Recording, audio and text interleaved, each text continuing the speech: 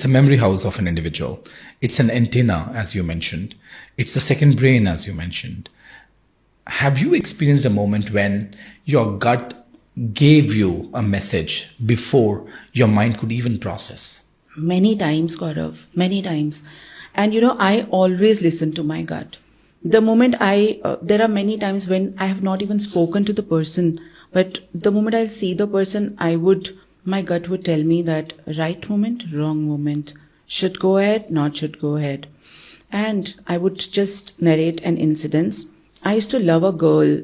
She was working with us at Pacholi only. And I treated her like my daughter. So one day, she told me something which my brain was listening. But the moment she told me, I fainted. And you won't believe I had loosies. I had stomachache.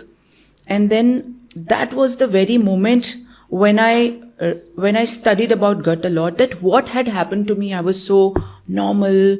I ate well. I slept well. But she was talking and I just fainted. I was to be taken to the doctor. So they took me to the doctor. Doctor said, everything is fine. What had happened to you? So that was the gut, that my gut is so sensitive towards, everything, as in, it would tell me negative, it would tell me vibes, it would tell me positivity, it would tell me everything. So your gut is something that is connected to your brain so well. And for that, you need a lot of practice. To activate that. It cannot be numbed, with overeating, with overwhelmingly eating. And you have to listen to your gut to be silent. You have to reset your mind to be silent and to listen to the gut.